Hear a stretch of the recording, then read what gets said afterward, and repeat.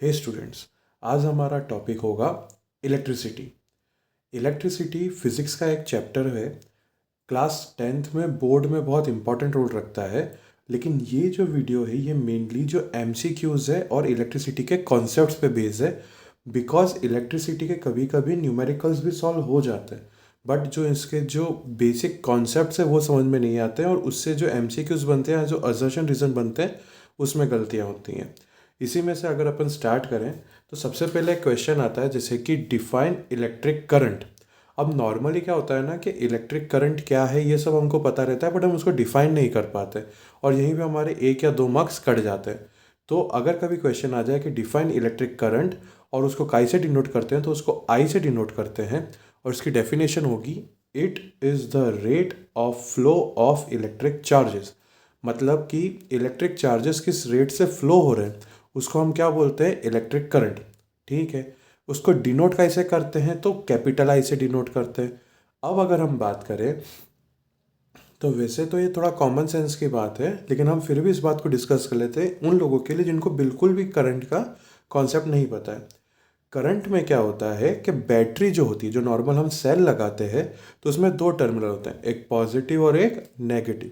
तो जो करंट होता है वो पॉजिटिव टर्मिनल से नेगेटिव टर्मिनल की ओर ट्रेवल करता है। मतलब अगर कभी क्वेश्चन आ जाए कि करंट कौन सी डायरेक्शन में ट्रेवल करता है, तो current travels from positive terminal to negative terminal. मतलब कि इस सर्किट में अगर देखें तो करंट कैसे ट्रेवल करेगा, ए बी सी डी, इस तरीके से ट्रेवल करेगा। लेकिन जो करंट होता है वो इलेक्ट्रॉन के फ्लो से अपोजिट होता है। इसका मतलब क्या हुआ कि जो इलेक्ट्रॉन्स होते हैं वो हमेशा कहाँ से ट्रेवल करते हैं, तो वो नेगेटिव टर्मिनल से किस तरफ जाते हैं, पॉजिटिव टर्मिनल की तरफ। मतलब क्या हुआ कि जो इलेक्ट्रॉन्स हैं वो अगर सर्किट की बात करें तो कैसे ट्रेवल करेंगे, डी सी बी ए। मतलब क्या हुआ, जो करंट है जिसको हम आई से रिप्रेजेंट करते हैं वो कैसे ट्रेवल करेगा, ए बी सी डी। तो वहीं पे जो इलेक्ट्रॉन्स है वो हमेशा करंट के अपोजिट डायरेक्शन में ट्रेवल करते हैं। इस वजह से इलेक्ट्रॉन्स कैसे ट्रेवल करेंगे, डी सी बी ए। अब इसी चीज़ को याद रखने का एक तरीका है कि करंट और इलेक्ट्रॉन में 36 का आंकड़ा होता है।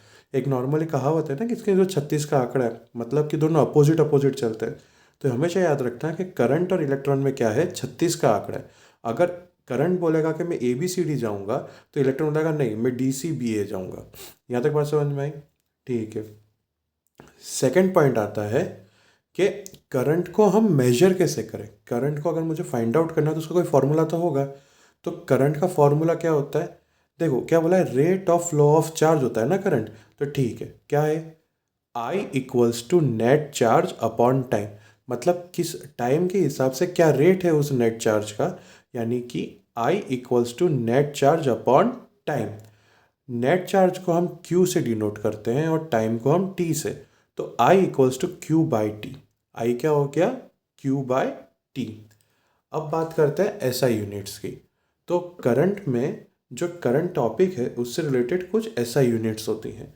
उसमें सबसे पहले अगर अपन SI यूनिट की बात करें तो वो आती है इलेक्ट्रिक चार्ज की। इलेक्ट्रिक चार्ज की जो SI यूनिट है उसका नाम है कूलम। क्या है, कूलम।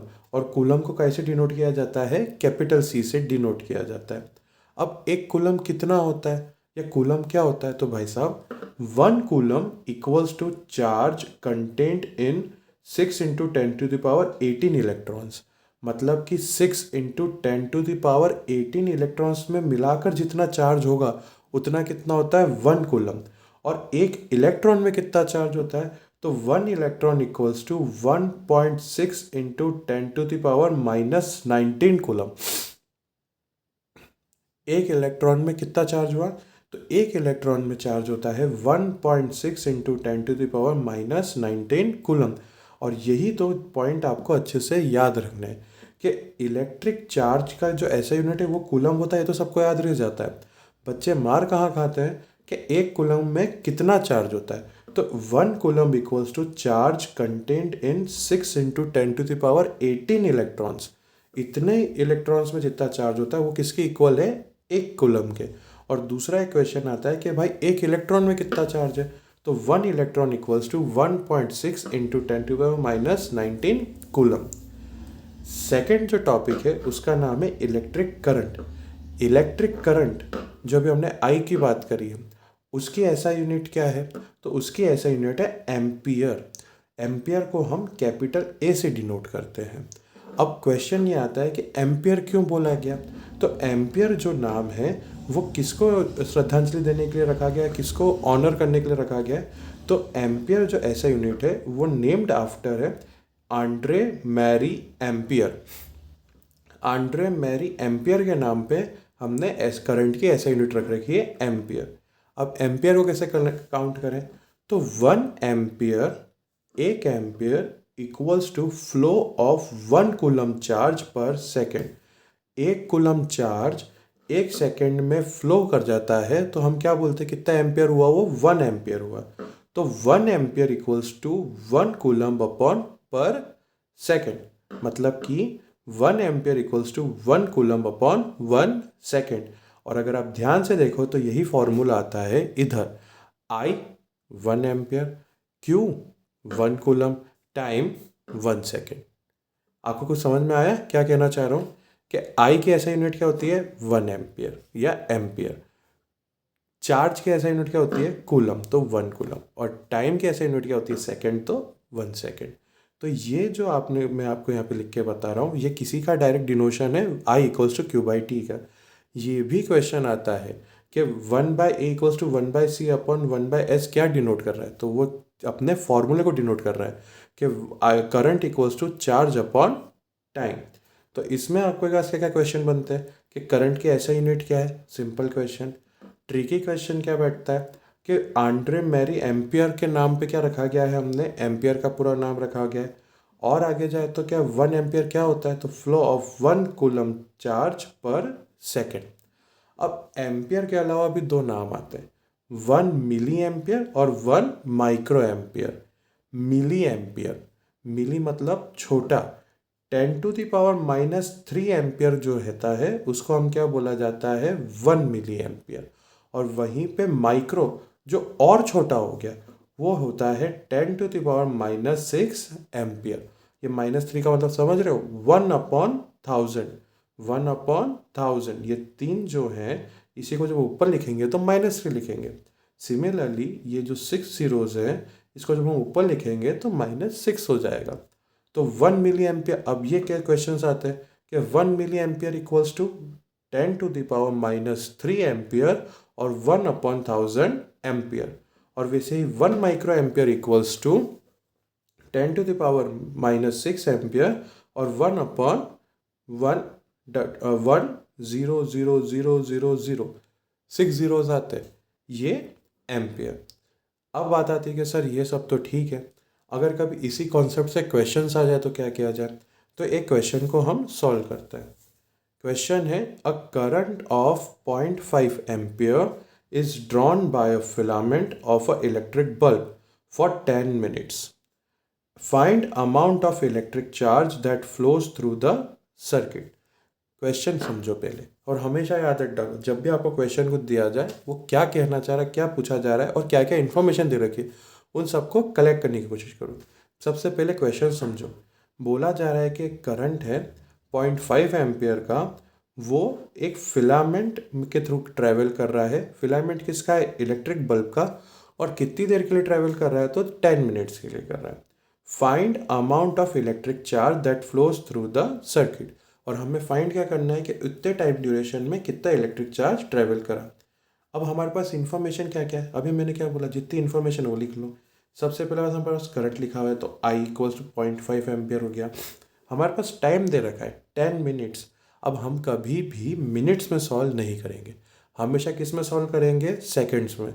अब आप लोग 10th में आ गए हो तो इतना तो उम्मीद रख सकता हूँ कि आप लोगों को ये पता हो कि भाई 1 मिनट में 60 सेकेंड्स होते हैं।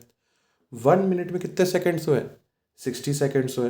तो 10 मिनट्स में दिमाग दौड़ाओ, कितने सेकेंड्स हो गए, 2 मिनट दिमाग दौड़ा लो, कैलकुलेशन हार्ड है। 10 मिनट्स में 600 सेकेंड्स हो गए, 10 मल्टीप्लाई बाय 60 कर लेना, आ जाएगा। अब बात आती है कि फाइंड क्या करना है, फाइंड करना है मेरे को इलेक्ट्रिक चार्ज। तो सर ने क्या फॉर्मूला बनाया था कि I equals to Q by T. I हमारे पास है Q फाइंड करना है और T भी हमारे पास है। तो I क्या हो गया 0.5, Q हमें फाइंड आउट करना है और अपॉन में क्या आ गया 600 सेकेंड्स का 600।